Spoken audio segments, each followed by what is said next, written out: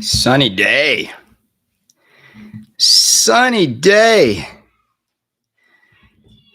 All right, let's do this. Let's get the headset on. We've got let's move that pillow. Let's move that pillow. Move.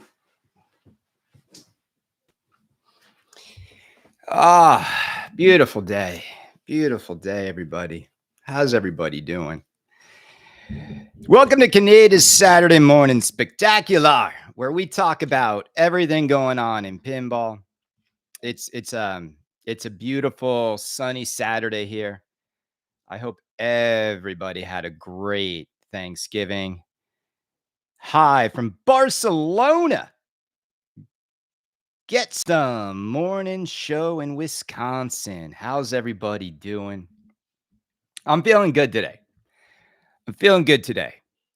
I love Thanksgiving. I love the fact that Thanksgiving just turns into like a very long weekend of food, family, football, reconnecting with friends at the local bars. I'm building new relationships with people here locally. But it's just so much fun. I just feel like everyone's in the right mood on Thanksgiving. I think Christmas gets a little lonelier for some people. It's cooler. Christmas also like doesn't always fall on a Thursday. I think I love the fact that Thanksgiving is always on a Thursday. And it's like, it's beautiful. Sometimes I don't even know when Christmas is this year, but when it falls on like a weekend, I don't know. It just feels like everyone's working too hard, and then you crash into New Year's, and then I don't know. There's just like that somberness of New Year's. I always felt like New Year's Eve was the most depressing holiday. You didn't overheat. Mm. How's everybody doing? Welcome to Kaneda's Pinball Saturday Morning Spectacular, baby. We got less people than normal, but people are just getting the notification. Sometimes people forget. I also just think people are busy this weekend traveling. The one thing you don't want to do is turn on Kaneda's Saturday Morning Spectacular when you're at a relative's house. It's not, like, they'll be like, what are you watching? Who is this clown? Glitching for me. What's up, guys? I might have to lower the shades a little bit. Hold on. It's coming in right from there. It's hot. There we go. Some better lighting.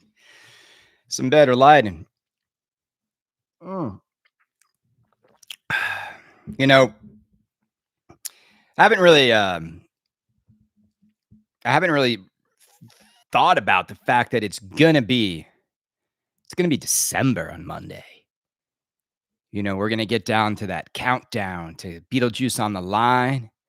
We're gonna get that countdown to Stern's next cornerstone in January, like first week of January. Got me a 4K TMNT. Is it a good deal? Like 4,000 on the dot, or like $49.95? I always felt TMNT was one of Stern's most beautiful World Under Glass games. It's a weird game to me. Like, like I feel like for some reason, and again, just like Yeti's art on it isn't as like crisp, It's like the way Stern printed it. It's not his art that's the issue. It's like the way they printed that game. It's not as like vibrant as I want it.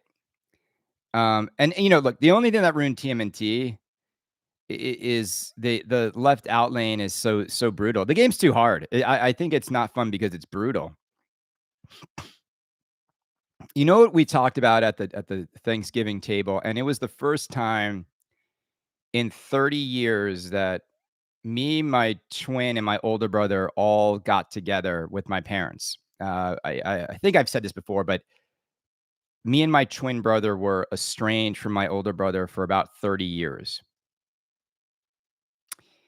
And if you know what having an estrangement situation is like, is hard. I mean, I grew up in my 20s and 30s and even most of my 40s we never got everybody together for the holidays. So we used to have to like schedule holidays and Thanksgivings. I woke up many Christmas mornings just by myself in New York City, just because I just, if they were spending it with him, then I didn't go home and it was bad.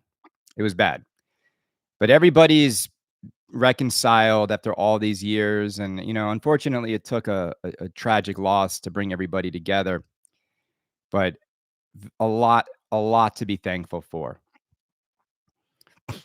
Um, so yeah, I had a great Thanksgiving. It was very special.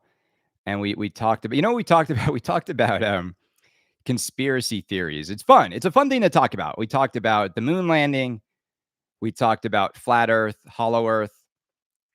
Did God create the planet? All the good stuff, as we chow down on turkey. Happy Saturday, everybody. Man, I gotta crack the window. It's hot in here. Hold on. Hold on.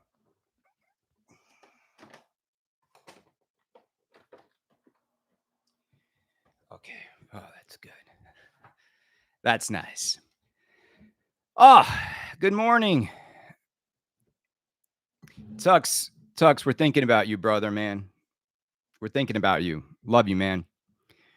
Tux is one of the good guys. One of the good guys. I met Tux years ago down at TPF. Tux, isn't it crazy? Like Derek doesn't talk to me anymore simply because I didn't vote for Kamala Harris. Not to start out with politics right now, but he still won't. He still won't reach out. And I see him on a pin side, and it's really weird. It's still crazy to me that he was literally my best friend in all the pinball, and we were so close for years. I mean, years. He was supposed to go to Tokyo with me next year for my 50th birthday. And it's crazy because he like rage quit the hobby. He canceled me as a friend because I didn't vote his way politically. And I don't even like Trump. I just didn't want Kamala Harris. Like I told him that. I'm like, I don't like Trump, but I like my money more. Not that that's not that he's done a good job either. This is the thing about politics. Like I can admit that Trump has done a horrible job with the economy. Horrible. Like everything's so expensive. Wages are not going up. The tariff stuff's not working. Nothing's working really. Okay. But all that being said, having a conservative in office for me is just better for my dollar. And it's just, I don't know. I just feel like they have a little bit more common sense. And again, it's just the party of common sense is going to win moving forward. But anyway, all that under the bridge now. Crazy that he still runs back into pinball and hasn't even just been like, hey man, sorry for doing that. It's crazy. No, he went full like rage. I mean, and look, I respect Derek. He's full. He's as far left as they come. I just think it's weird to not, when you know what's in someone's heart and you know that they're a good person, I think it's really sad to allow politics to override what's in someone's heart. And I think it's sad. Yeah. No, the little stuff never matters, man. We take way too much for granted every single day. So let's talk about pinball, people. That's why we're here. Let's talk about, I love the fact that the spooky Beetlejuice spots are starting to just kind of even out. Now, I think 5,000 is kind of like the new benchmark over sticker to get a Beetlejuice. I do think, um, like what's crazy is that's 5,000 over before butter and topper people are spending too. So there's gonna be a lot of money some people put into this game. I just think Beetlejuice, much like Harry Potter CE, I've been saying it for a while. I don't think it's a game that's going to go in and out of people's collections very often. If you got a chance, hopefully you listened to my podcast this morning. I want to first and foremost thank everybody here who's a Kaneda Club member, whether you're listening on Facebook or YouTube, and you sign up for the show every single month. I'm super happy to have you as a listener, and I really am thankful for every dollar. Oh my God, Killian, get in here. Look at this. Get in here. Okay, say hi. Hi. The elf is here. You look just like him. I love that. You look amazing. Kill, just close the door. You know, my Mommy's gonna have to make the hat because only it only one bag came with a hat. There wasn't two. There was two bags and One's missing a hat. yeah, Cass doesn't have a hat. yeah. Cassian's one didn't come with a hat. Uh-oh. So my one Hat drama. Hat drama in the. The bags are the same size. Was it supposed to come with a hat? Yeah, because my one came with a All hat. right, we'll get you. We'll get a hat. Oh, it feels good when he opens the door. It's like hot. I don't know why I'm so like. I just got back from the gym. So here's the thing. I think that Harry Potter. I've been saying this. Harry Potter and Beetlejuice will probably end up being the new foundation for modern pinball collections that people are building. And I think it's a good thing. I think there's a real issue with Stern. I don't know what Stern does now. Like, how does Stern survive completely losing collectors? You know, how do they do that? How do they continue to make three-tier model? I think they're going to have to seriously start thinking about what they do to reestablish their model. Because remember, when Stern had the three-tier model, there was nobody else.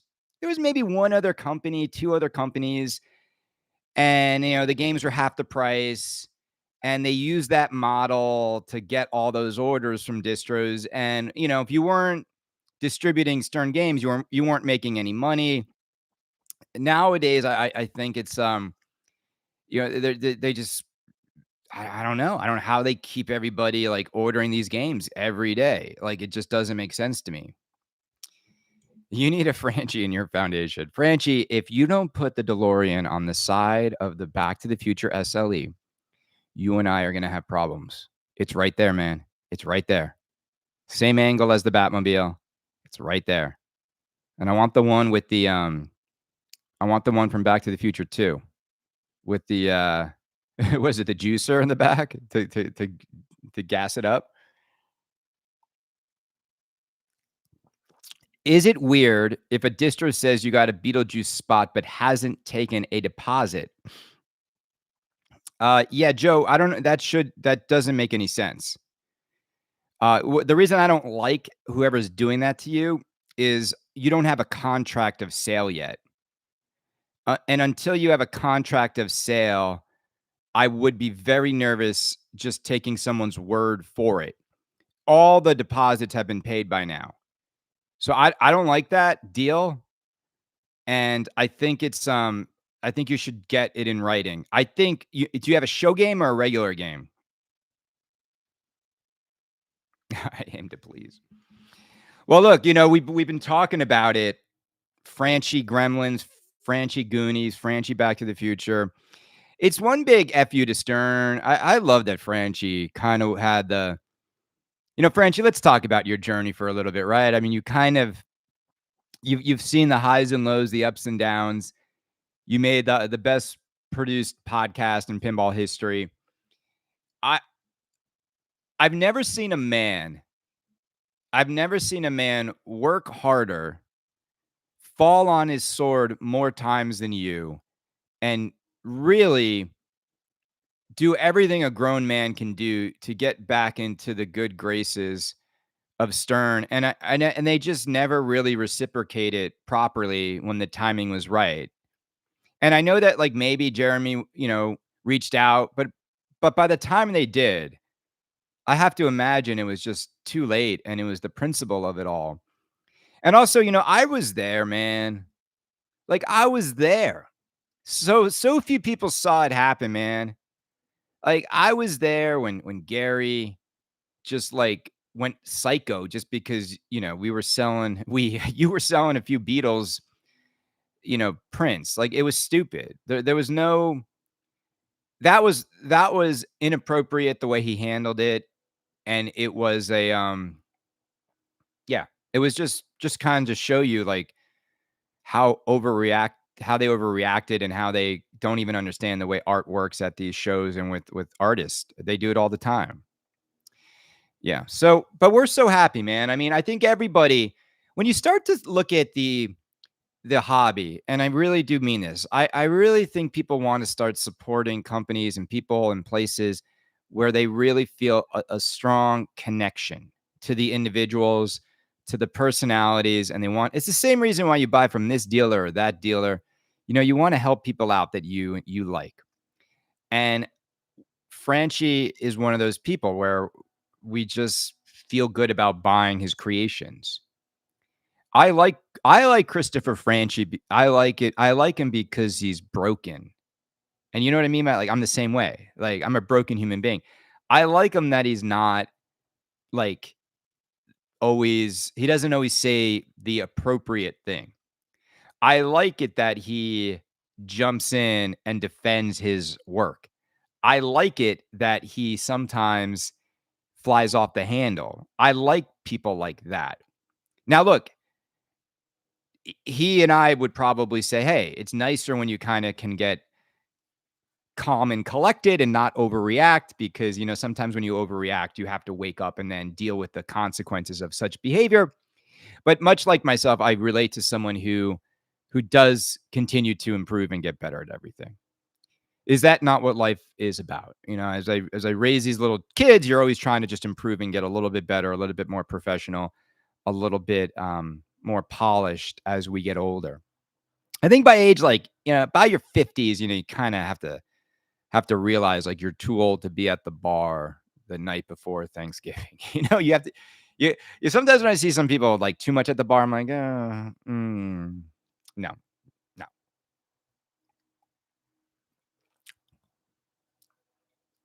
Yeah, no, David, he crushed Evil Dead. Oh, let's see. It's so hot. I don't know why it's so hot. I need to open the door. Hold on.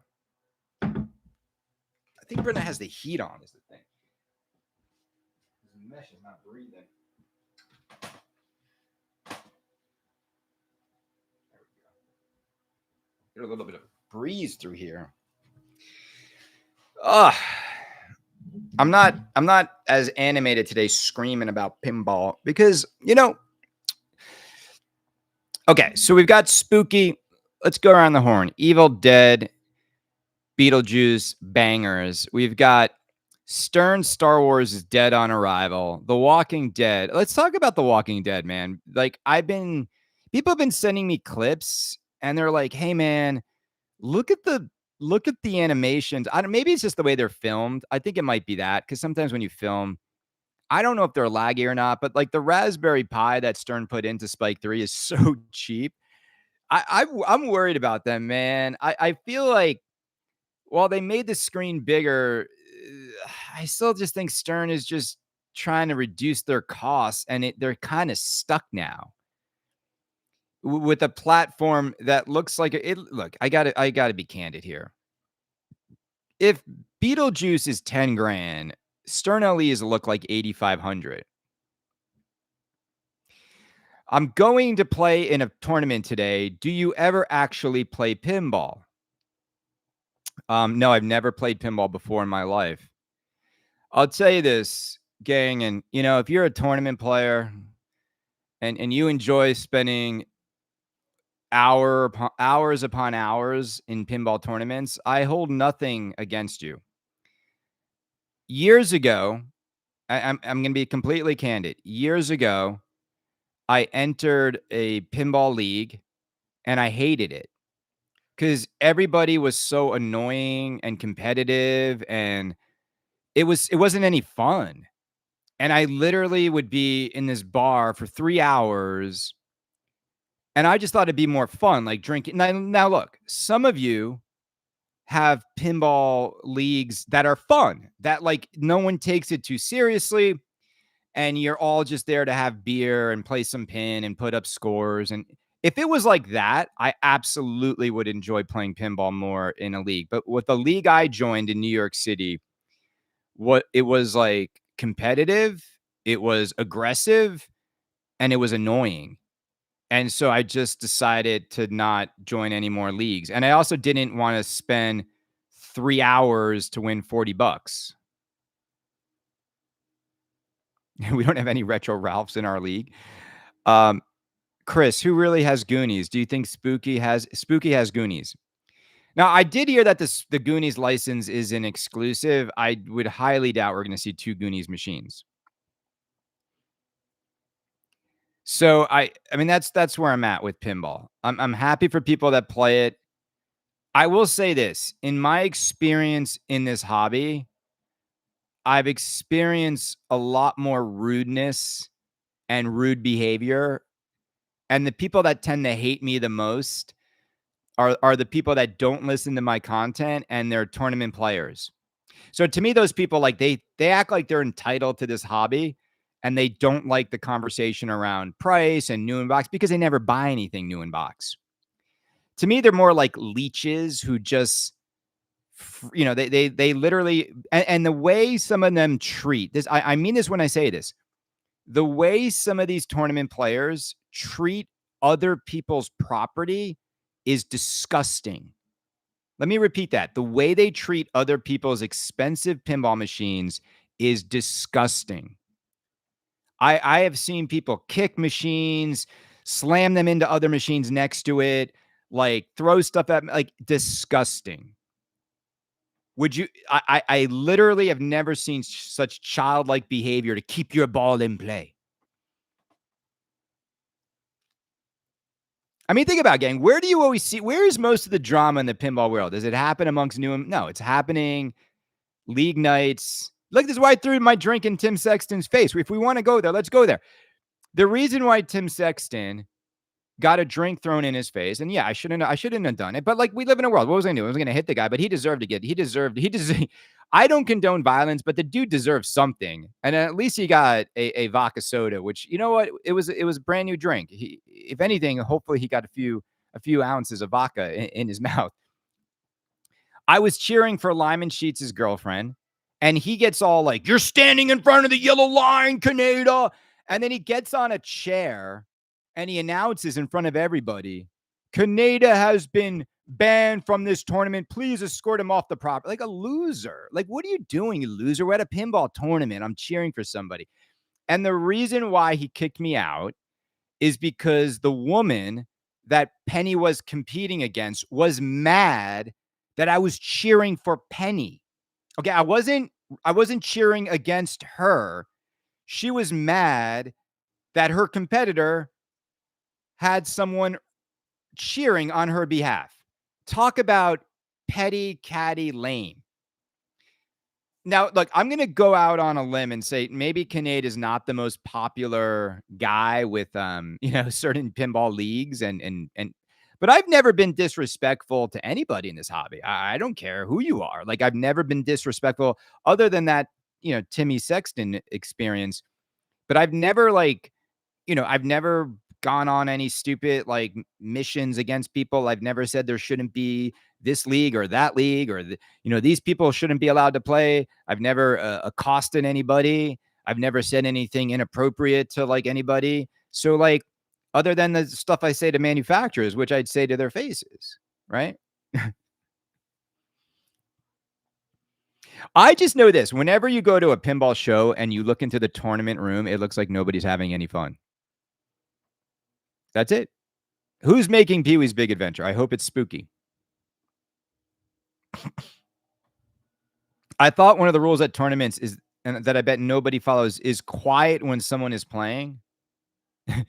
So like, you're playing this loud game and you got to be quiet like it's golf and tennis. How silly is that? Why would you have to be? But why would she complain if I'm rooting for someone else? Penny wasn't complaining.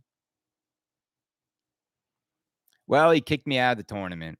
Yeah, that was the New York City Pinball. Do they still do the New York City Pinball Championships? Do they still even host that thing? I don't even know. Maybe I haven't followed if it went on. Maybe it stopped after COVID. Who knows? Men are now competing in women's tournaments. I yeah, I saw some big some big conversation around that at some was it some tournament down in like North Carolina or something? And I don't know. The way I look at it is probably the only solution is to have separate leagues for people. You know, I've always found it funny though that the like is the funny thing about pinball is like when you think about like, see if you had no nudging tournaments, are there tournaments with like no nudging? Ostensibly men and women without, because you could argue like men don't have an advantage in pinball over women. They clearly do when it comes to like nudging and moving around a 300-pound box. So absolutely, I think men have more of an advantage. Would anyone disagree with that? Because it's physical when when you're shaking a 300 to 400 pound machine around and you're slapping at it. Like it's absolutely, it's not apples to apples. Now, if you had a nudge free tournament, then absolutely there'd be no um there'd be no advantage. So I love it when like kids get up there and win. That's always my favorite. My favorite is when like someone will get up there, like be like 13 and win the championship, or be like, autistic. Like, was it Robert? Like, is it Robert Gack? I should know his name. He's amazing. Like, I love it. I love it when these kids just get up there, put headphones on, and just get to business and just like wipe the floor with everybody.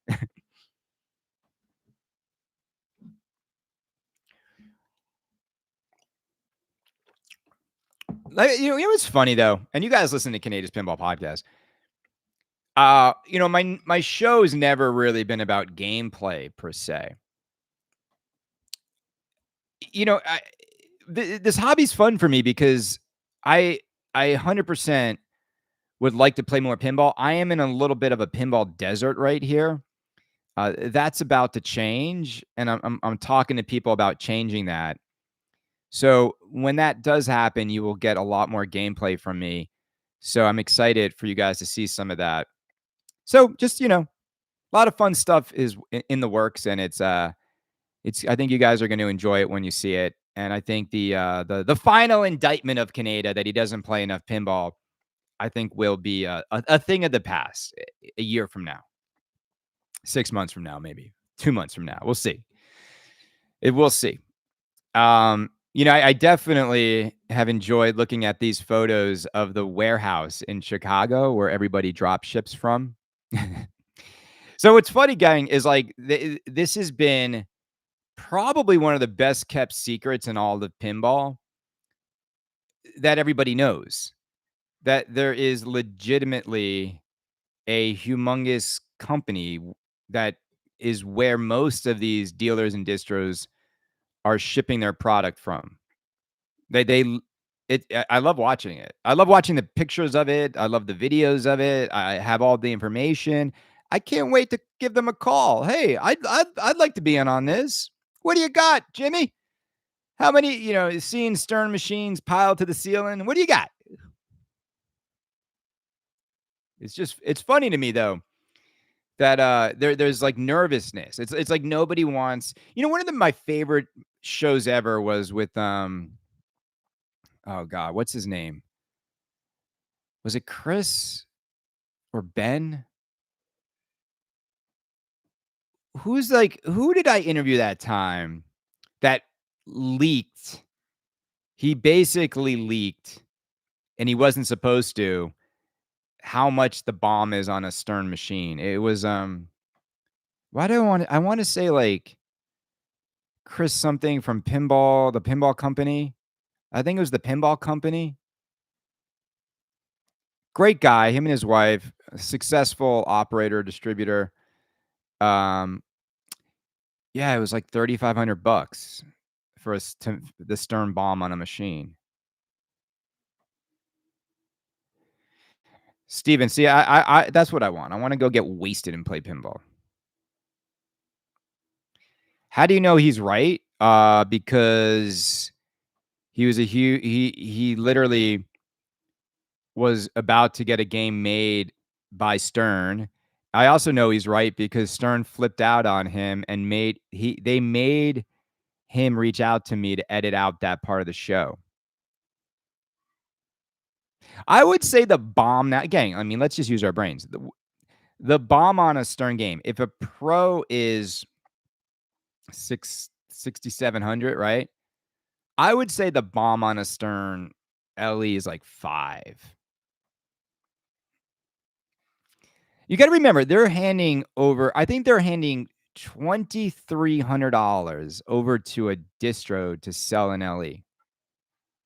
You like when you think about that, $2,300 per LE. The problem is they make you, to get that LE margin, you've got to absorb the premiums and the pros as well. You know? Did you guys take advantage of any of these Black Friday deals? People selling like forklift injured games with scratches on the bottom. Amazing that there was like, I think Zach had like 5 machines or 4 machines, all with the same damage. I guess it happens with the shipping, the forklifts. It is a clever way, if you think about it, to sell new in box below map pricing. I'm not sure if like insurance companies, like if those are write-off games or whatnot, but I mean, there was about 4 or 5 of them. It was funny to see that stuff. Yeah, there's a John Wick on Amazon for 4,500. I don't know, man. I don't know. I worry about a lot of the older Stern inventory moving anywhere. Like there's got to be there's got to be like thousands of games unsold at prices nobody wants to buy them at. Wow, so you can get a John Wick for 4,500. Is it new in box, the John Wick on Amazon, or is it like one of these resale games? I love that. Like we got Chris L on our Patreon. Chris Lorenzo.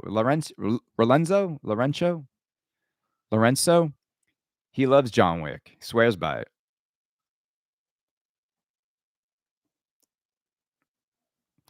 I bet Amazon just does that on their own. They had 4. I mean, yeah. I mean, John Wick Pro though, it's like one of those games where I wouldn't really want it, no matter the price. Like, you know what I'm saying? I wouldn't even want to spend 4,500 on it. Those 4,500 Wick orders got canceled. Are you sure, Steven? So someone's saying that those orders never even went through.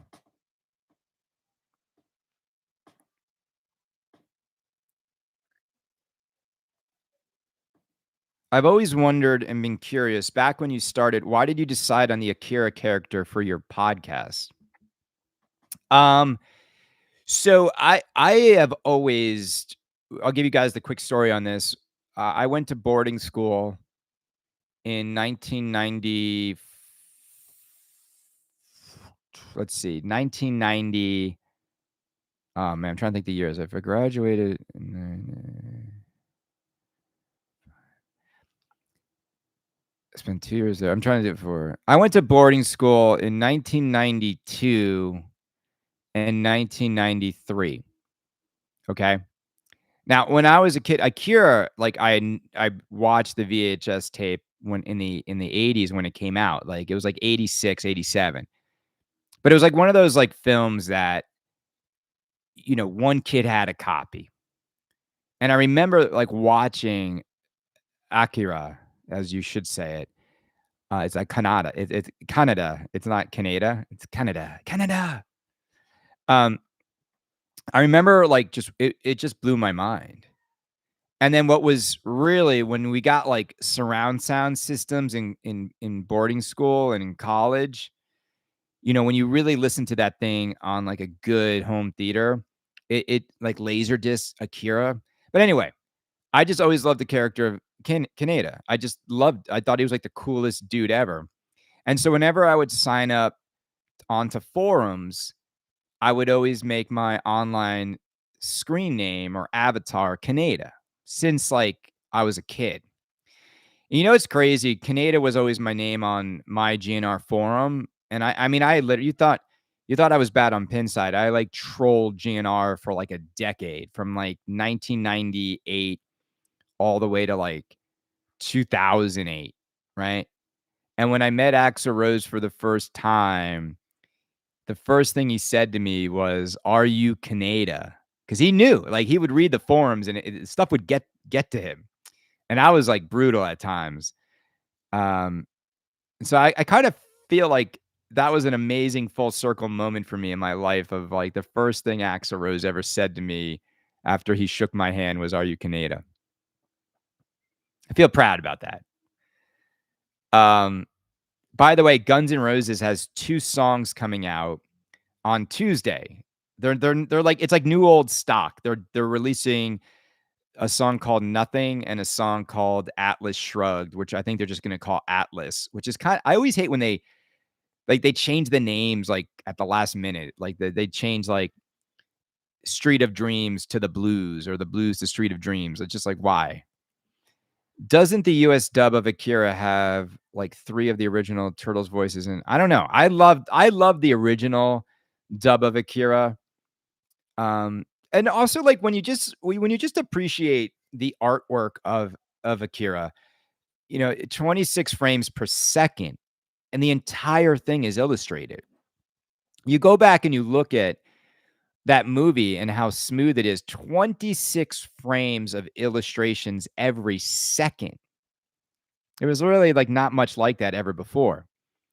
And when they were finished filming the movie, they threw out those cells like they were sawdust. And literally in the mid 90s, there was a catalog to order the like cells from Akira. And it was cheap. Like you could get like $500 here, $800 there, like a few $100. Most recently at auction, a nice cell of Kaneda on his bike just sold for $100,000 for one cell. Now, the reason, like, I was tempted to buy it, the reason I don't want to buy original cells from an anime is I did a lot of reading on it, and to preserve them, you really aren't even supposed to put them in normal light, and you shouldn't even have them out. Like, they should be covered in a drawer, like with paper over them, and in a climate controlled place. And I'm like, well, what would be the fun in that? Like, if you can't display it on the wall, like for $100,000, like you could just hire someone to make you for like a few $1,000s, you can get the most amazing custom. I get it's not originally from the movie, but I would want to walk into the room and see something that is magical instead of having it stored away. Because then you're just like owning it to resell it one day. Little did Axel know he was talking to the 6-time Twippy winner. Yeah. Like Akira would make a great pinball theme. You need to use the Akira theme song as your podcast intro again for a throwback. Well, I still do use the Kaneda. It's the same song. It's just it's a different section of the song. So yeah, I know what you're talking about though. You're talking about like the dun dun dun dun dun dun dun dun dun dun dun dun. I see, I say da say da say da, I say da, I say da. See, like I don't have that part going. I have like the dun dun dun dun, like just the kind of the ending of it. All the music in Akira is like just phenomenal. Doo-doo, doo-doo, ba-doo, doo-doo, doo-doo, doo-doo, doo. I got to be honest. I was a little buzzed last night. We started Stranger Things season 5, and I can't get over how old the kids look. I don't know if it's good or not. If you guys invested in it yet, but I spent the whole time being like, these kids look so stupid. They look so dumb. Like it just doesn't work anymore. Like how old they look. And that's the Pink Panther. But the ba-boop, ba-boop, ba-boop, ba-doop, ba-doop. I don't know when those dolls are coming to life. It's so creepy. Akira is like an acid trip movie though. Like after most people remember the first 15 minutes, then it gets really trippy. All right, I heard good things about Stranger Things season 5, so I'm gonna get into it. I need to do better at not starting stuff when I'm drunk. You guys ever do that? You guys ever get drunk? "Ah, let's watch it now." You know, men are like that. Like we get drunk, we're like, "Let's do it now." You know, we go in with such good intentions, and then 10 minutes into the movie, you fall asleep. That's like me as an adult. "Let's do it, Brenda. Let's start it now." And then I'm asleep in 5 minutes.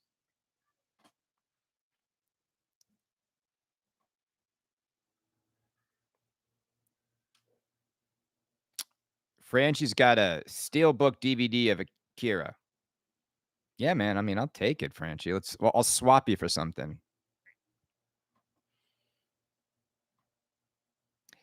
Yeah. Hey, Michael, what's up, brother? Michael and I met up the other day. Michael's a great guy. We're gonna have some fun, brother. Um, yeah, my kids are just they're too young for Stranger Things. I will say I love watching my little boys, and I can't wait for them to grow up. I'm enjoying every day with them at this age, though. It's so adorable. Like watching them. It's like Cass looks like a little Cabbage Patch doll that's had too many vodkas, and Kills like his daddy. Kills just like Axl Rose. He's like a prima donna. The moment something's not going Killian's way, he just like throws the mic over his shoulder and cancels the concert. It's like, and I'm always like, well, where do you get that from? And I'm like, wow, it sounds a lot like his daddy, like entitled behavior where he melts down instantly. Sounds like Kaneda's kid. What's your feelings on JP DeWin leaving Jersey Jack Pinball? I think it's a humongous loss for Jersey Jack. I think it's a tremendous gain for Dutch Pinball. I think it's going to make Back to the Future insane. Um, and I guess the question I have is, did he leave for good, or maybe he's just taking a break? Maybe they didn't need him as much on Sonic. I don't know. I can't imagine anybody would pay you more than the Abbas family. I don't know. Maybe Joe Kamnikow paid him more. I don't know. Look, I highly doubt they let him go. I think he must have wanted out. I think it's that simple. You know what I'm saying? I highly doubt they had a choice. I mean that. I know Brett. I know the people over at JJP. Sometimes people just want a new opportunity. They want to go somewhere else. You go into Automated for their yearly party next Saturday. Um, Absolutely. I always go. I got to put it in the calendar though. I never tell Brenda anything. I never give her a heads up, and I'm like, "Oh yeah, by the way, I'm going to Automated." She's like, "What?" I got to make sure she's not doing anything. Do you think he got backlash from AI Gate since he was the head of the art department? Um, that's a good question. I don't think so. I don't think that's why he's leaving. But you know what? That's not a bad guess. That's not a bad guess. I mean, I don't think it was his fault. Again, like the whole they corrected that pretty quickly. I remember seeing the dragon for the first time, how small it was on the playfield, and being like, all this hubbubalub for that. But it is what it is. Yeah. Well, when people say he's the best by far, um, yes and no. And here's what I mean by that. I think some of the Jersey Jack stuff on the display is like way too crowded. And I think I even think Harry Potter, to be honest, has too much going on the screen at once. I've said this. My two favorite like usages my two favorite usages of the Jersey Jack screen are Dialed In and Guns N' Roses. I think on all the other games, I've got to be honest, I'm not a huge fan of how they've utilized that large screen. I think Dialed In and GNR did it the best. Hobbit had too much on it. Wizard of Oz had too much on it. Um, Pirates of the Caribbean, forget it, man. Like you literally need someone over your shoulder explaining Pirates is like the most complex thing happening. Same thing with I guess Wonka was better. I would put Wonka as the third best use of the screen. and then maybe, Toy Story after that. But again, like, it's just it was always, like, just too much, you know? Like, it's like they always had to crowd it with so much stuff. So, I've always said this about Jersey Jack. The when they simplify it, the real beauty comes out. How bad is the Walking Dead display? Can we talk about this for a minute? Can we talk about, like, Stern Pinball has their logo on the screen. Their logo. That's like watching a Marvel movie and the Marvel logo is just permanently watermarked in the upper right corner. Has Stern Pinball lost all taste? Like, is nobody over there got any taste or style at all? Now, is that just placeholder or is that gonna stay there? I don't know. And it's not my fault for making fun of it because I shouldn't have to wait for licensor approval. They should have showed the game after it was approved. But it looks terrible. It looks terrible. I'm so embarrassed for Stern. Star Wars displays garbage. This one doesn't look good. I think the last good display they had was like, I think Jaws. You know what I don't like is like why didn't Jaws 50th get a bigger screen? I've been saying I think Stern's gonna offer the bigger screen upgrade as a thing. I'm not sure if it's gonna happen. It would seem to make the most sense, but I mean, think about all the money they can make if they got everybody upgrading the screens. I just don't like the way it looks. It really is, David just hit it here, like, bigger screen with less graphics. Like, what are they doing? Like, they've got a bigger screen and they haven't effectively gone full screen on anything yet. Yeah, see, Pat's Arcade just said this too. The background animations are choppy. Is that true in person though, Pat? Pat, have you played it in person? I think everything looks choppy when you film. When you film a screen, it makes everything choppy. Pat, I'd be curious if you played it though. They already mentioned they would offer it eventually. Where did they mention that, Pinball Studio? Like Pinball, where did I miss that? Did George say that somewhere? Dude, I played it yesterday. Animations look good.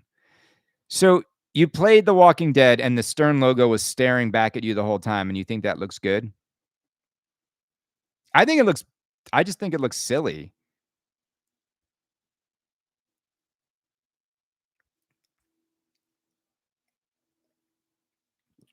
I just think it looks really like that was a weird design direction. Now, I what everyone's waiting for is whether or not the show clips are gonna make it into the game and be animated over that. I don't know. I don't think anyone's seen the final code or what it's gonna be. Um, AC/DC being next is silly. I really hope Stern makes a new Batman. Sad boy, baby, you're back. Yeah, man, I was waiting for your arrival. It's the only dude that arrives with 50 bucks on the table every time. Apologies for my late arrival. I literally just got done with a late night booty call. Jesus. Okay. Almost 8 a.m. on the West Coast. How about that? Walt Wood shirt, baby, the best. Where's Walt? I mean, I gotta order one of his t-shirts. I really do wish Walt would just come back, and I don't understand why he lasted all of 20 minutes on the Kaneda Club before he rage left because of a misunderstanding. He got self-moderated apparently by like the bot on Patreon and just raged out and then quit pinball altogether, all within a span of an hour. It was the most literally I was at the Japanese jazz bar and I'm just like, I have no idea what was happening. I don't understand how these companies keep releasing half-baked games. Well, the reason they do it because idiots buy it when it's half-baked. Like I wouldn't buy any Stern new in box now. I don't care what the Stern is anymore, unless it's like a dream theme that's got 80s or 90s nostalgia. I think every Stern is such a wait and see, and save money on it. Like, absolutely, they have lost all new in box FOMO. There's no need to buy any of them. Like, The Walking Dead Remastered is a good example. Like, no one cares. Like, anyone who buys that game for 13, I get you might wanna hold on to it forever, but you're not going to. And also, here's what sucks, is you're gonna go buy it for 13,000 justified, and then you're gonna see him sell for 10 in just a few months. So I don't see, that's the part I don't get. Why did you need to buy it for 13? If you're smart, you're looking at the market, why would you wanna spend 3,000 more than you have to? That's the part I don't get. I'm not saying don't get the game. I'm just saying only an idiot would buy it new in box right away. They're going to sit. They didn't sell out. They're going to sit. They're going to go down in price. Would you want a Batman 60th if it didn't do the art? If I didn't do the artwork? No. No, no. Absolutely not, Franchi. So I guess this is Franchi. So that you're uh they haven't contacted you, I assume, and they're not doing it. You know what's funny about Stern is they literally should do Batman 60th. There's demand for it, and they won't simply because they don't want to pay Franchi again. Crazy. Yeah, you know what must have happened to the up? Stern must have put a cease and desist on that guy making the updated screens from Jack Bar.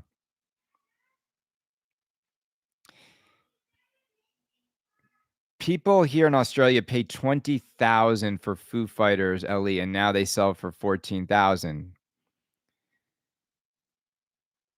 Well,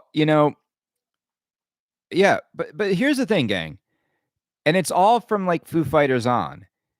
The last 3 years, 3 to 4 years, you got to remember those people didn't know that yet. So I give people a pass. No one knew that these $13,000 Stern LEs would crash down to like 8 to 10,000 so consistently. When Foo Fighters sold out quickly at 13, it was still the COVID period. Like people were still going crazy. So like the what? Hold on a second. The elf is eating. Let me just see. Hold on one second. Give me 1 minute.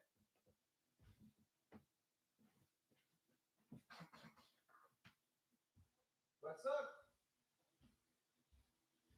What's up?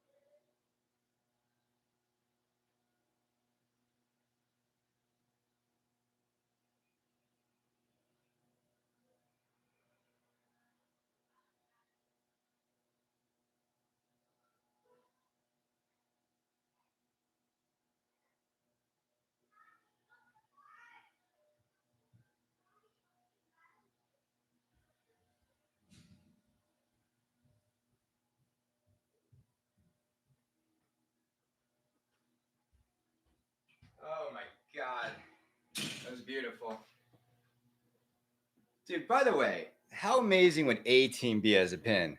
Like, look at that. If you made a pinball machine with the A Team and the cabinet looks like the van, and the topper's the spoiler of the van. Nope, let's make Dune. So Killian was like, the elves are eating, and I went down there, and they're both dressed like elves, eating the pasta with the marshmallows and maple syrup. It's the most adorable thing I've ever seen. Brenda's doing the holiday card right now. It's incredible. Ah, man. How's everybody doing?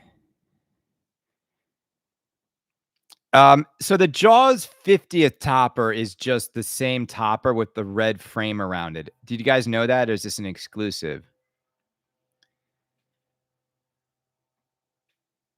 So so you know, like the Amityville, the woman swimming, the billboard has just got a red frame around it.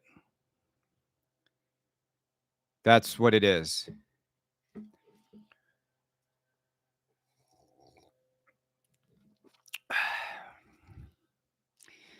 Get your Black Friday deals. Forklift damaged. You can have it today. You'll never see the damage. I wouldn't mind buying a game with a forklift scratch underneath the game. You literally would never see it.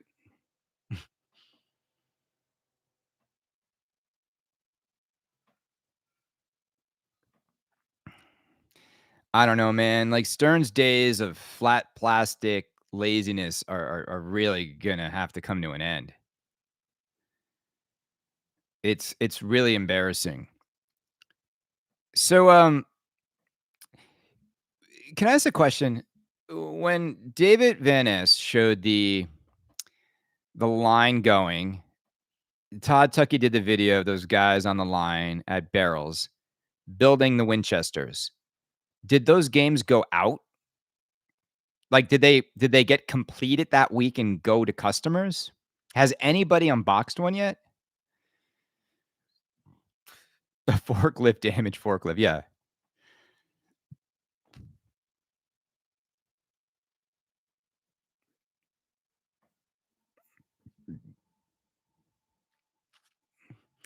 The new Evil Dead code is awesome. Earning spooky tokens to play some wizard modes is a great idea.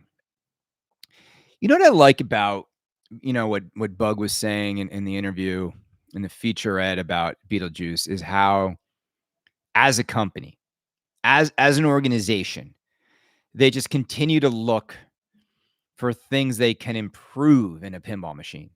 Everything from code to sculpts to toppers to the area around the speaker grills, they on the apron.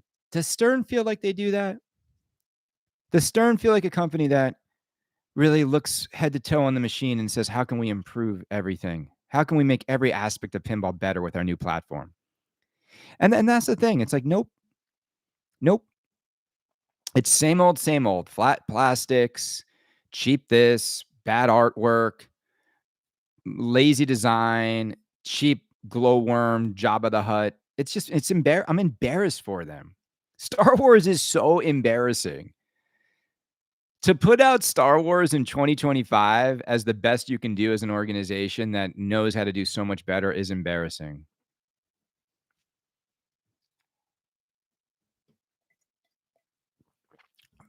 I hear so much. I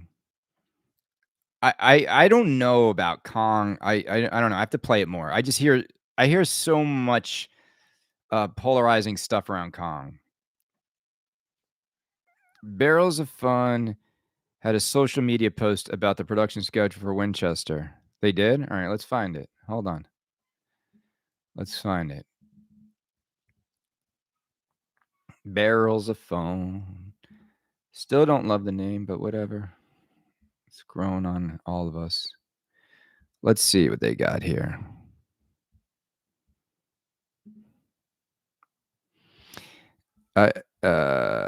Okay. A little update, everyone, on Winchester. The games that have shipped so far were built by the prototype engineers. In the week before Houston Expo, we started the training for the second production line on building the games. It has been slow so far, as we are also waiting on mass quantities of parts from a couple vendors who have missed their ship dates. This week marks the point where the engineers step back after training the production line and the line takes over building the games. It will be slow until the end of the year as the machines are going through double and triple. This is the same thing they said around Dune. I mean, they said the same exact thing. Double and triple quality control before we ship them to ensure the line has the process down correctly. Look, I mean, I'm not going to complain that they're doing quality control, which is good. It's not like Stern where they ship out Star Wars and you can't hit the Death Star shot. There is a set of machines going out the middle of next week after the Thanksgiving holiday. Remember that we ship in sequence that includes internal orders and distributor orders. So there is no way to tell exactly when your machine will go on the line. I never understood this. Like, why is it impossible to know when your game? We know everyone is excited, and we are too. Thanks for your patience. We intend to ship all machines by the end of spring, first of summer. Okay. There you go.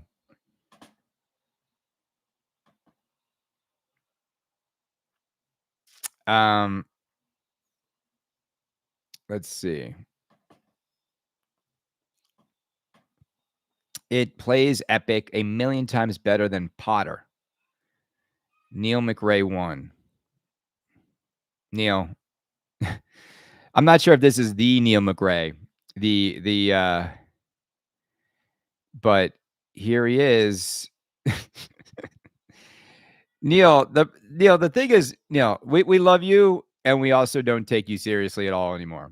I mean, it's fine. You're like a constant, and we know how you're gonna feel about everything. We know you don't like JJP. You've never liked JJP. And so you'll always take every opportunity to praise something as you crap on JJP. Dude, no one cares what you think. Neil, Neil, I have over 700 paying subscribers that care what I think. Nobody would subscribe to you, bro. All right. Neil, I don't understand, man. You're so nice in person and like over the internet, you get like this. Like, have you been laid in like a year, bro? Like you get really cranky on the internet. So I know it's not the real Neil. It can't be the real deal. It can't be the real Neil. It's too easy.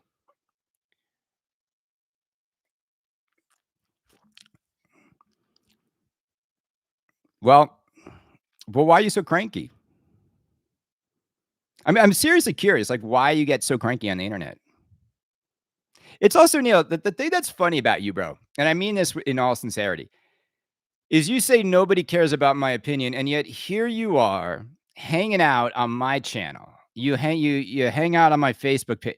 Like, I don't go to your anything. You know what I'm saying? Like, you willingly step into other people's content and need to like be heard while at the same time you insult those content creators. That's weird to me. You know, you're like the guy that like spent high school in a locker and nobody gave you any attention.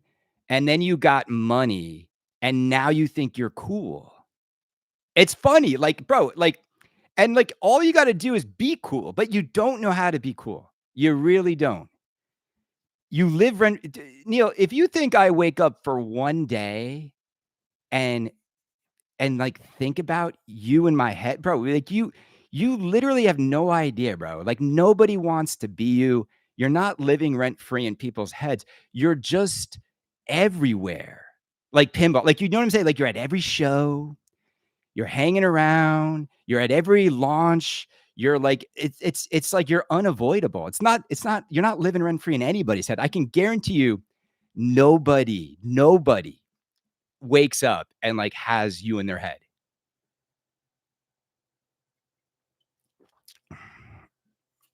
Can we just block him? Look at him. Look at the spam. Yeah, we can do that. Let's do that. Let's you know what I can do? I can just hide him on this channel. Should we block him? Yes or no? He'll just show up somewhere else. It's so weird. He's like so nice in person, and then he comes on here and is insulting. Like it's just strange. Like I really feel bad for the guy. Like he clearly like just has a like he's named after an astronaut, but he's like I don't know, man. He wouldn't fit inside the spacesuit. Here we go. He's gone. All right, he's gone.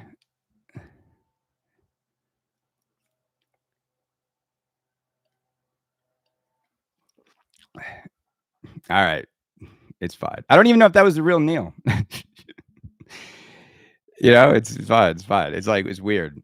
But it sounded like him, like that he gets very aggressive like that. It's weird. It's so strange. Like I will say this. I don't understand like anyone who does that, who like goes in to somebody else's house and then complains about being in their house. It's the same way Emily got blocked, because she was doing the same thing. It was like, clearly you're disgusted by Kaneda. And it's okay. Like, you don't have to like Kaneda, but to show, like, what's weird to me would be like waking up on Saturday morning and like, hey, I'm going to go spend 90 minutes hanging out with someone I don't like or can't stand. Well, okay, so he's gone. He's gone. Neil's gone. The fake Neil McCrae might be gone. Yeah, Emily changes board. Remember when she said that, like as an insult? How many boards have you changed?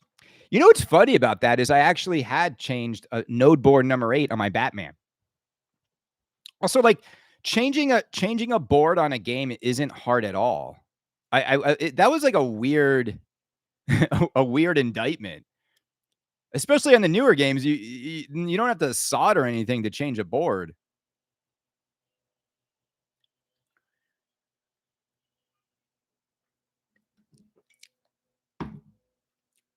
Yeah. Have you ever heard Neil's podcast? It's like ain't gonna win a Twippy. I'll tell you that. Again, I mean this when I say this. Neil is like so nice in person. When I meet him at shows, it's all fine. It's like this effect the internet has on him. That's the part. Like that turns him into something else.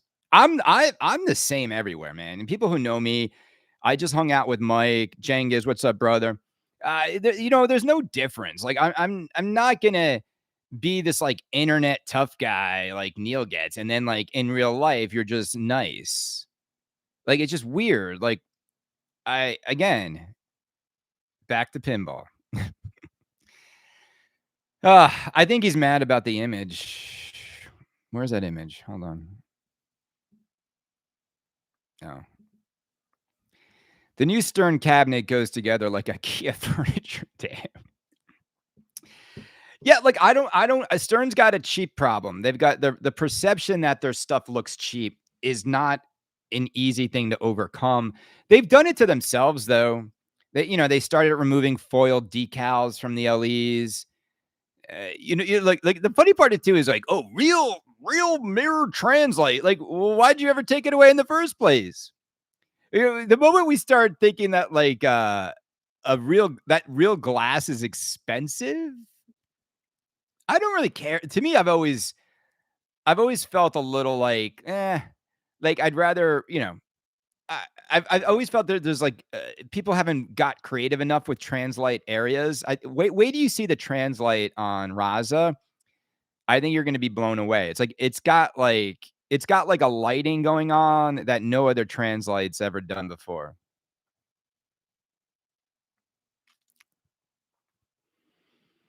And I think Raz is going to really here's my take on Raza. They're gonna sell all 333. It's definitely like a beautiful game, but I do think Steve Bowden's code is gonna be just a disaster. And look, I'm saying this because I love Melvin. I just think Steve Bowden getting inside that guy's head on a game that's about aliens crash landing on a amusement park that creates zombies that come out of the ground. I mean, I feel like Steve Bowden, is not capable, nor is anybody, of unraveling the insanity inside John Papaduke's head. And I think the code's going to be horrendous. And it's not gonna be Melvin's fault. It's just gonna be because you gotta remember, like, the game has been coded. The game's been animated. Like, Melvin's not gonna redo all that. Robert Mueller spent a fortune on it. So, like, what you see is what you're gonna get. There might be a few tweaks here and there, but Melvin doesn't have, like, a software team redoing these games. So, it's just gonna be it's gonna be another novelty game. I think there's gonna be more to shoot at in this game than Alice. I think it's gonna be a better game than Alice, but that's also not saying that much. Is Jamie here? Is Jamie in the house? Jamie, what's up, bro? Jamie, I didn't text you back, but I will give you the street and time to be Jamie, we're gonna do I need you guys to be available at 4:45. I'll tell everybody this. 4:45 on the corner of 53rd and 3rd. All right. I'm not telling you anything else. Just be there on the corner of 53rd and 3rd at 4:45. You will be underneath the Lipstick Building. That is the building where Bernie Madoff robbed all the money on the 13th floor.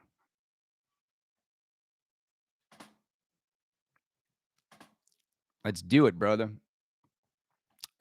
I love this time of year between between Thanksgiving and New Year's. Few things going on in my head. One is I hope I don't get fired. Our company was just acquired. So, that always comes with downsizing. So we'll see what happens. You never know. Two, I just like enjoying the holidays with kids and family, and I love New York City during this time of year. The city during the holidays is the best. Let's have some fun. For any of you guys, I would love to host you at my bar, and the plan is to get a spot here where I'm at. There's all this money, there's all these people. There's no spots to go like chill, play some pins, drink some beers. It's like it's bad. And I've been to all the hot spots in this area, and I'm telling you right now, there's a market here, and someone just needs to do it. It's gonna be me, man. It's gonna be me. It's gonna be Mikey. It's gonna be the local, and we're gonna get everybody. It's gonna be fun. Bar Kaneda, baby. Pinball, baby. Every Dennis Nordman game is about Dennis Nordman. Oh man. Oh man. You guys are funny, man. It's a funny community. Do you miss Neil already?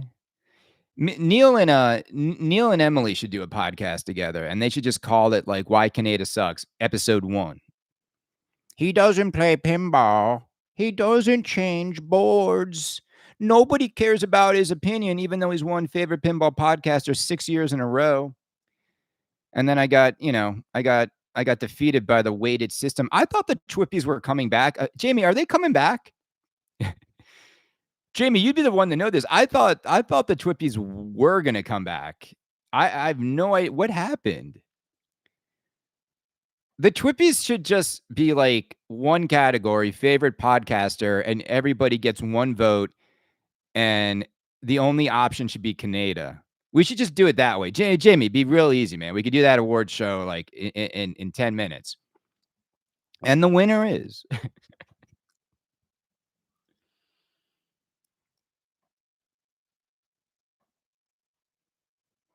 um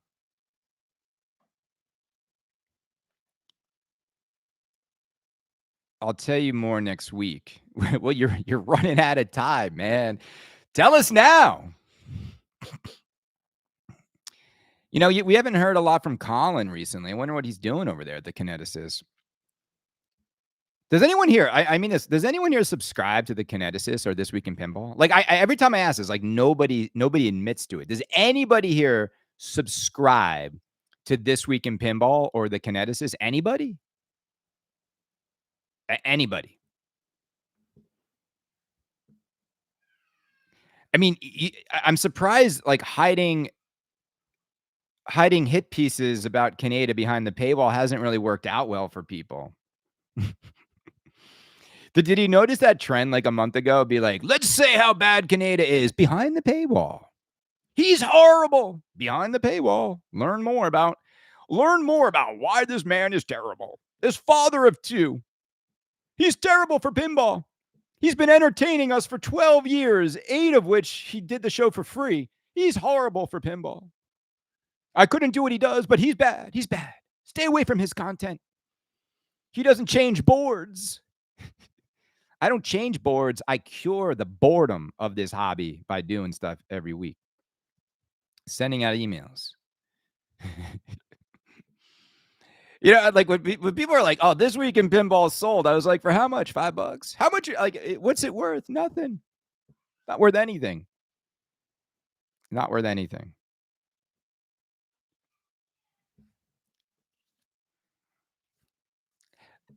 The thing is with all of this, if you reach a point where you can't laugh at the absurdity in like what we're into and how much it costs, and as I think about our boy Tux and other people that are, you know, just appreciating every day above ground, it's just like the fact that so many people spent so much time doubling down on like their anger and their feuds with Kaneda is funny, and look, I've been really happy that that Don Jengiz, I don't really have any issues with that. I don't. The only one right now, I mean, it's like Emily Neal, and Khaled.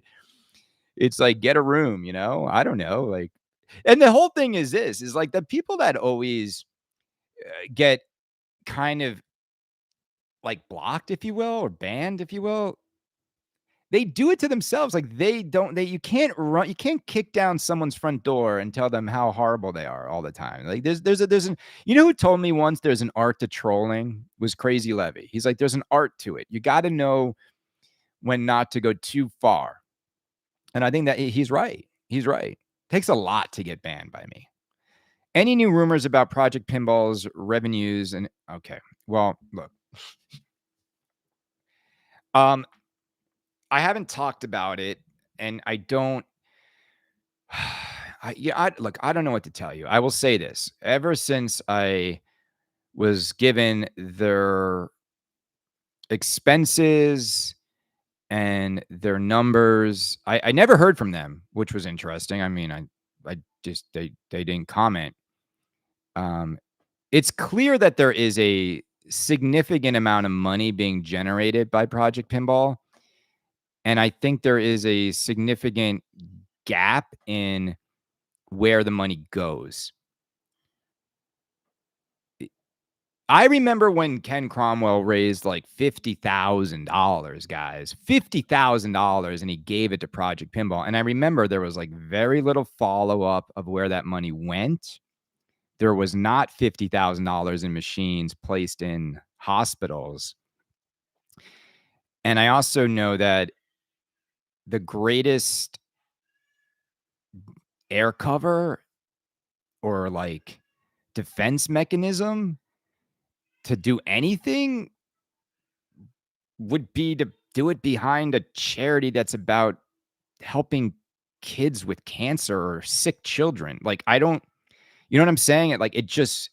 It feels like a crummy exercise to try to, you know what I'm saying? Like, I don't, it's not my, you know what I'm saying? Like, they know what they're doing. And if they're doing it all, if it's all kosher and they're not making big salaries and they're really using all that money for the right cause, then they should sleep at night. If they're taking big salaries and they, they know what they're doing is a little bit shady and they're getting rich off of that charity, then karma will get them, not Kaneda. Like, that's just the way I think about it.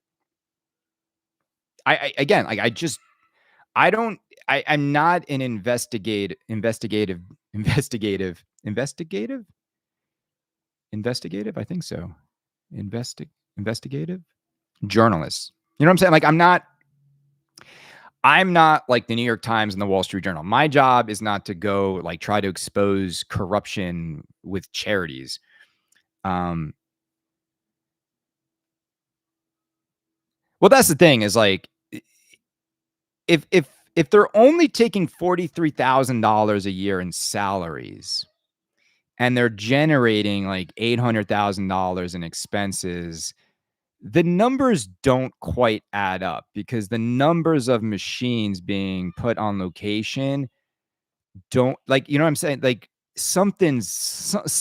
there's just a large chunk of money that seemingly is going somewhere. And again, like, I don't know, like, but that's what people keep, people keep sharing and wanting me to like expose more. I don't know what good will come of it. Well, that's the other thing, Joe, is like a lot of the maintenance of these machines is volunteer. People are volunteering their time. So like it's like when you have all these expenses to maintain the machines, yet all the maintenance is volunteering, where does the money go? So I don't know.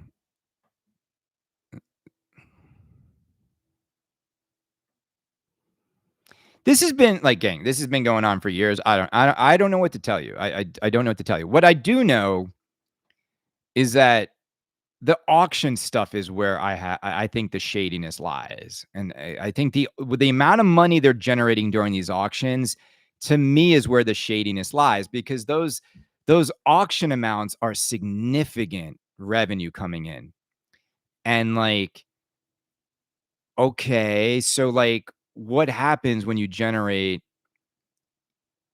you know, $80,000 off of Beetlejuice alone or something? You're doubling up on 5, 6 games and you're selling them for 24,000. Where's that money go? Like, and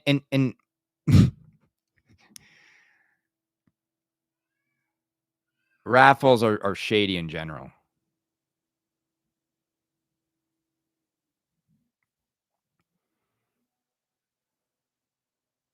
I don't know.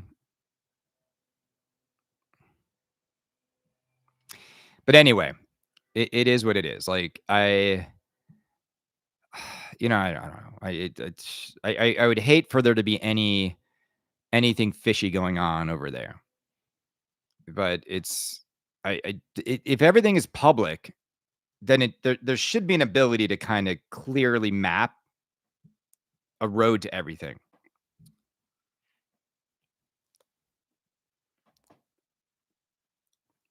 So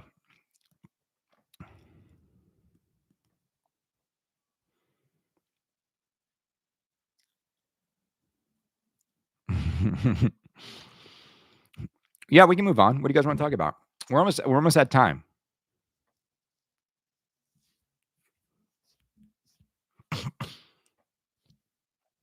What do you guys want to talk about?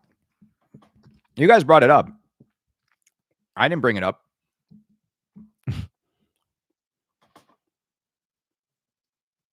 What do you guys want to talk about? We got in the next like 5 minutes. You tell me. Anyone buy a Predator? Who's a good distro for Dutch?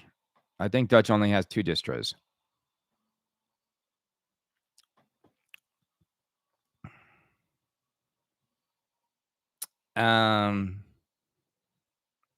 Did you see Loser Kids top 5 of 2025? One dude gave Evil Dead an honorable mention, and the other didn't even mention Evil Dead. Credibility lost. I didn't see it. That's kind of nuts. I don't know, like, were there even if you do the top 5 of 2025, how does, I don't even know, like, what Harry Potter, I would say the top 2 games of the year have probably been, like, Potter and from just I mean, isn't Evil Dead, like, even on the it's like the Pinside top 100 list, it's high.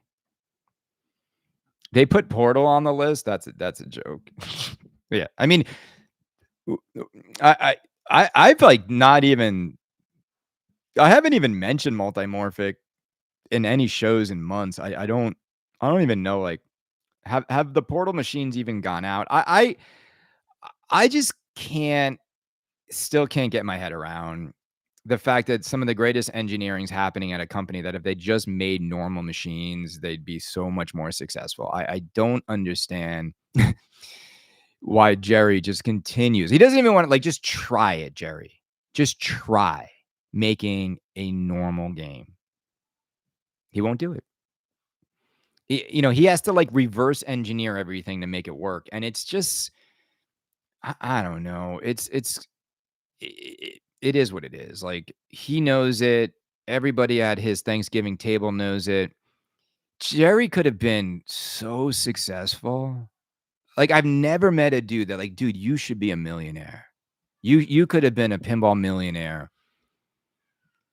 Instead, you know, after a decade, I don't even think they've sold 1,000 machines in total. I think it's maybe around half that.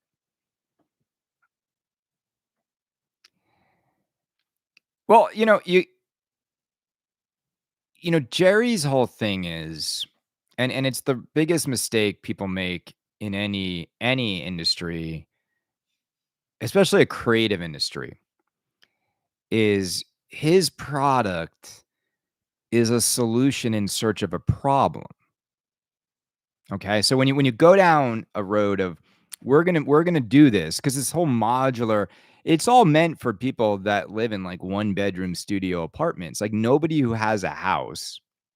See, like, I'm the perfect example of, like, someone who should want a multimorphic. I don't have a lot of room. I could have, as he puts it, 28 games if I bought his platform. But then you think about the reality of it. Like, where do you store all these modular pieces? And the modular kit now for Portal is the same price as a full game. It's like $5,000 for the kit.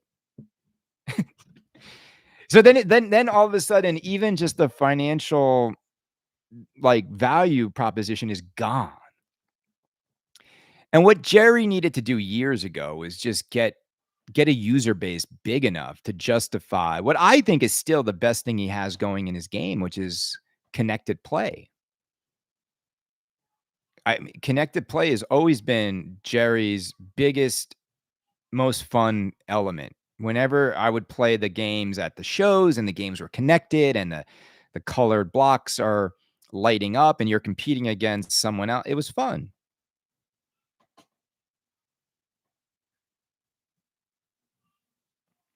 Chris Turner will sit there and hear you out. Yeah. Well, look, Chris is a good guy. Chris does not need, from what I've heard, Chris does not need this pinball thing to put food on the table. Let's just say that. I think he comes from a very successful family, lives in a compound, I heard. And he's such a nice guy.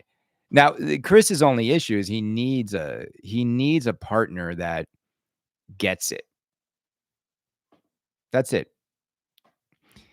I look, what I love Chris's engineering. The problem with Chris's like beautifully clean under the playfield, it's hard to lift the hood on that and then spend a lot of money on it because it does feel like I go, oh man, I could have put this together in my garage. It's that clean. It's beautiful. So he's like, in a way, like over engineered pinball that looks so easy to manufacture. Uh, it's hard though to charge like 8 to 9,000 for that. Yeah. No, I mean, look, this is the double-edged sword, right? It's like, okay, I'll use a car argument. An electric car is an innovation, right? Like, you can make the car cleaner. There's no gas, there's no oil, there's no pistons. There's so much less happening in an electric car. But it's hard to charge 100 to $200,000 for an electric car because it doesn't have the V8 engine, it doesn't have the turbo, it doesn't have all the things that we value, that we place value on. So that's like when you take and that's why electric cars tank in value because nobody values them. You pull up to a car show in a quiet EV and like nobody cares. So that's where it's at. I'm getting a notice that my battery is low, which means the timing is perfect. Don, thank you for the $10, brother. I appreciate it. Thank you so much, man. I'm gonna like this. It's a great time to be in pinball, and a lot of stuff is gonna happen, and I can't wait to cover it. Gang, I hope you guys had an amazing Thanksgiving.